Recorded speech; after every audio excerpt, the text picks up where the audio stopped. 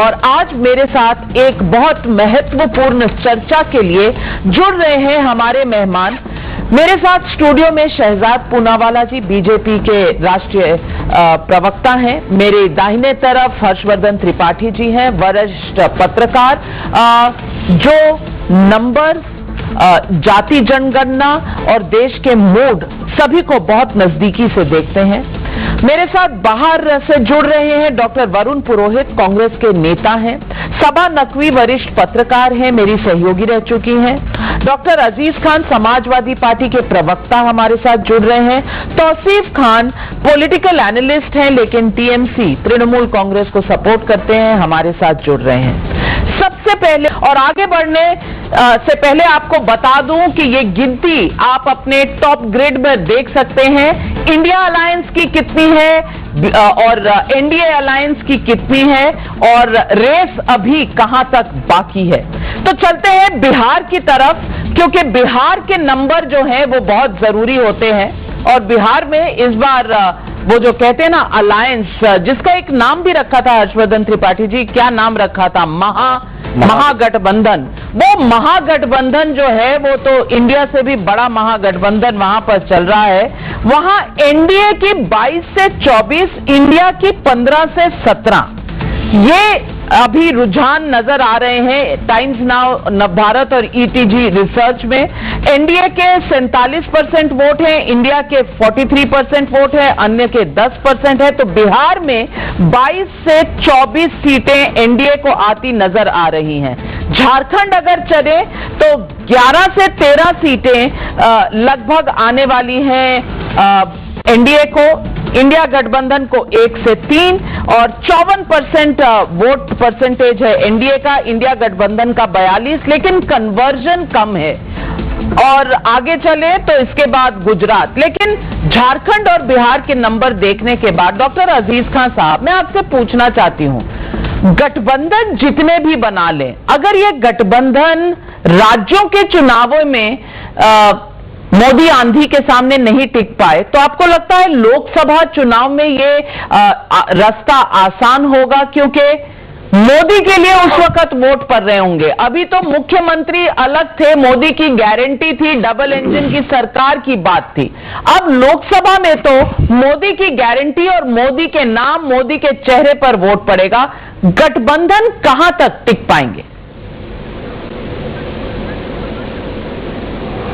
देखिए नाविका जी, इस पूरे सर्वे को देखने के बाद मैं कह सकता हूं कि कभी कभी यूं भी हमने अपने जी को बहलाया है। जिन बातों को खुद नहीं समझे औरों को समझाया है। ये जो समझाने का सिलसिला और जिस तरीके से जिस सर्वे की बात चल रही है, यकीनन अगर ये स्थिति पैदा हुई और ये स्थिति अगर रही जैसा सर्वे आप दिखा रही हैं, तो मुझे लग रहा है कि 20 से 25 सीट में मुझे लग रहा है कि इंडिया गठबंधन निपट जाएगी। आप खुद अंदाजा लगाएं कि जो हालात है पूरे देश के आज, उन हालात को देख करके आप खुद इस बात को एहसास कर सकती हैं कि इस वक्त इंडिया गठबंधन अपनी पूरे सुरूर पे है। बहुत सारे लोग ऐसे हैं जो उसको तोड़ने की, उसमें तोड़जोड़ पैदा करने की कोशिश कर रहे हैं। मुझे लग रहा है वो नाकाम होंगे, एक बात। दूसरी बात मैं आपको बता दूं कि इंडिया गठबंधन, देखिए जो भी चुनाव 3 राज्यों के हुए, 4 राज्यों के, उन राज्यों को आप इससे कंपेयर मत करिए। उसकी वजह बहुत साफ है। देखिए वो जो चुनाव थे वो इंडिपेंडेंट रीजनल चुनाव थे, स्टेट वाइज चुनाव थे। अब जो चुनाव होगा वो केंद्र के परिप्रेक्ष्य में होगा और 10 साल की गतिविधियों के ऊपर होगा। 10 साल में मोदी जी ने क्या क्या वायदा किया था, क्या क्या गारंटी मोदी जी की थी, वो गारंटी पे खरे नहीं उतरे, ये जनता देखेगी। क्या गारंटी देंगे इसको देखने की जरूरत नहीं है। बहुत सारी गारंटी ली थी, कहा था 2 करोड़ नौकरी देंगे, किसानों का एमएसपी, किसानों को एमएसपी देंगे। एमएसपी तो नहीं दिया, लेकिन 750 किसान शहीद हो गए।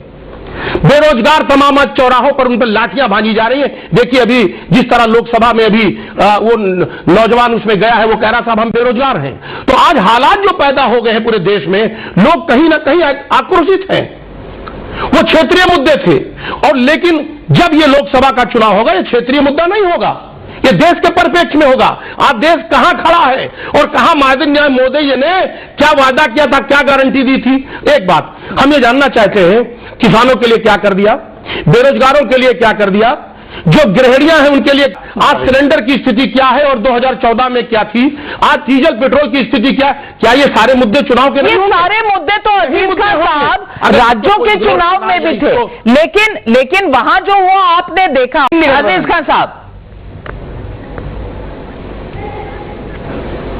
आप चिंता मत करिए, इंडिया गठबंधन सक्षम है और समाजवादी पार्टी सक्षम है अपनी सीटों को आपस में तय करने के लिए, और वो बीजेपी की जरूरत नहीं पड़ेगी। लेकिन पहले बीजेपी ये जो अलग अलग स्टेट में मुख्यमंत्री बनाए गए हैं, वहां जो झंझट होने वाला है, वहां जो ग्राफ गिरेगा और ग्राफ बड़े स्तर पर गिरेगा, उसको संभालो। पहले मैं आपको बताऊं, जिस तरह वो किलिंग मशीन की बात अभी कह रहे थे हमारे एक साथी, ईमानदारी की बात है, आज शीर्ष नेतृत्व ने जो स्टेट के नेतृत्व को खत्म कर दिया, पूरी तरह से खत्म कर दिया।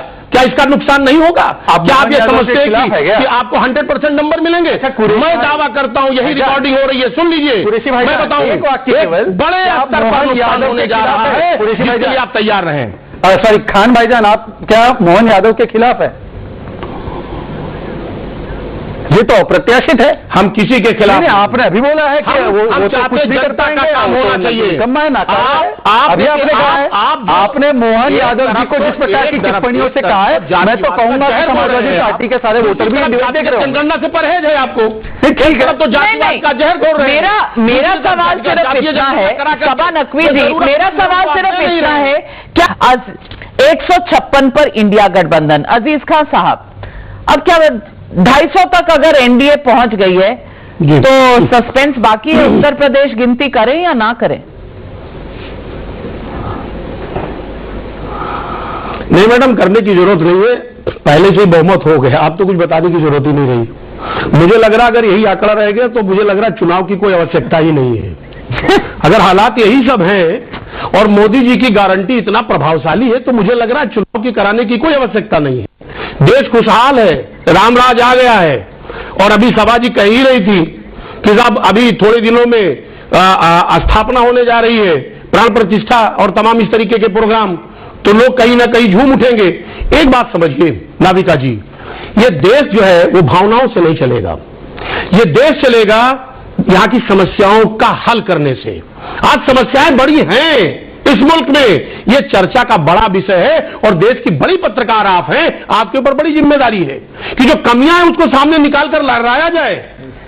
इसमें कोई दो राय नहीं। पूजा पाठ करना, नमाज पढ़ना, जो भी इबादत करना है वो बहुत आवश्यक है, बहुत अहम है, वो कहीं ना कहीं दिल से होता है, उसका कहीं ना कहीं। मैं मानती हूँ अजीज खान साहब कि हमें बहुत मेहनत करनी है पत्रकार होने के बतौर, लेकिन मेहनत तो आपको भी करनी है नेता होने के बतौर। आपकी पार्टी मेहनत करने गई थी ना अजीज खान साहब, इसलिए तो मैं कह रहा हूं वरुण पुरोहित जी आपको समझा रहे हैं जन की भावना, आप समझ नहीं पा रहे हैं, आप समझ नहीं पा रहे हैं, या फिर ये पोलराइजेशन हो रहा है और आप स्वामी प्रसाद मौर्य से ज्यादा इत्तेफाक रखते हैं बजाय इसके कि वरुण पुरोहित जी क्या कह रहे हैं?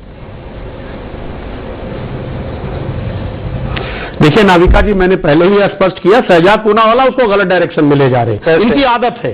मैंने कहा धर्म आस्था का विषय होता है, बिल्कुल होना चाहिए, राम मंदिर बन रहा है, हम सब खुश हैं, समाजवादी पार्टी खुश है क्योंकि कोर्ट का निर्णय आया है।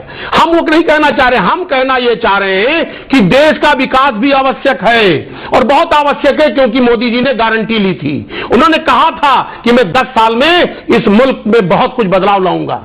क्या बदलाव है आज हम जानना चाहते हैं। बेरोजगारी से लेके किसान के मुद्दों तक लेके तमाम बड़े बड़े मुद्दे, ज्वलंत मुद्दे आज हैं, उन मुद्दों पर चर्चा नहीं हो रहा है। और रही बात इंडिया गठबंधन की, तो मैं एक बात बताऊं कि जो पुरोहित जी कह रहे हैं बिल्कुल दुरुस्त कह रहे हैं।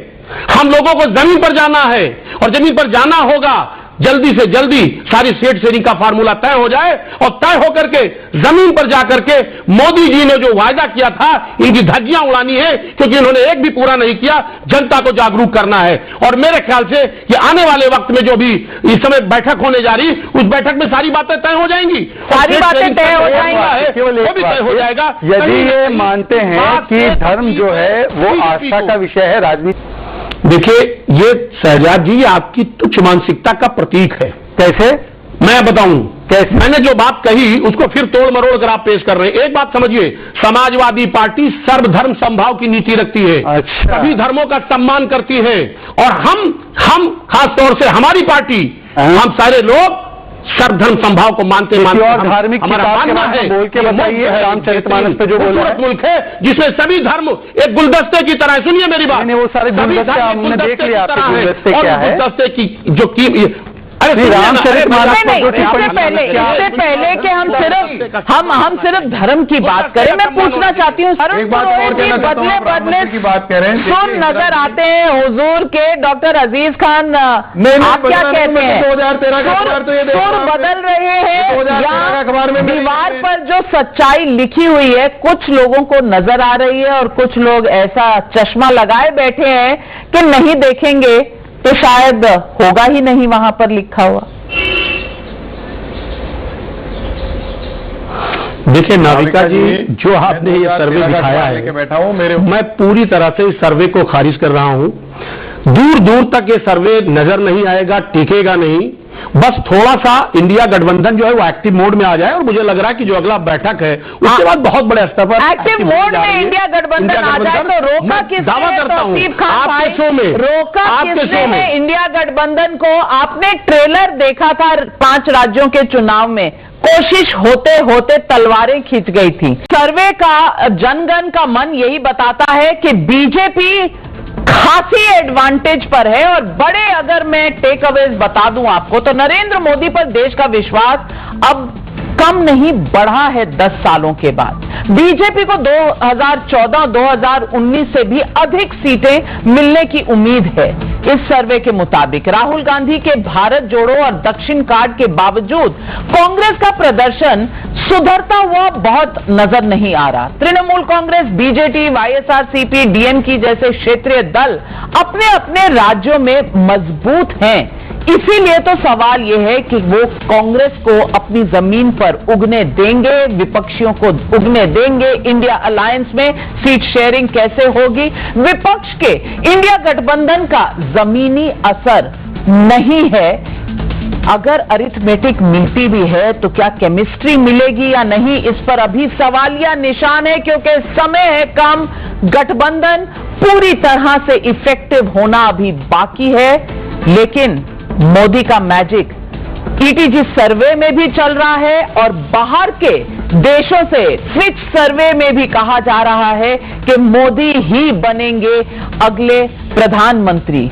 अगर किसी को शक है तो इस देश में सिर्फ विपक्षी दलों को, लेकिन जनता क्या करेगी? ये जनता है जो बॉस है।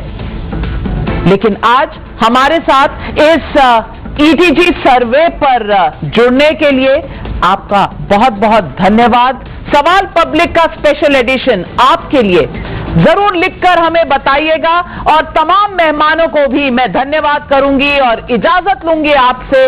नमस्कार।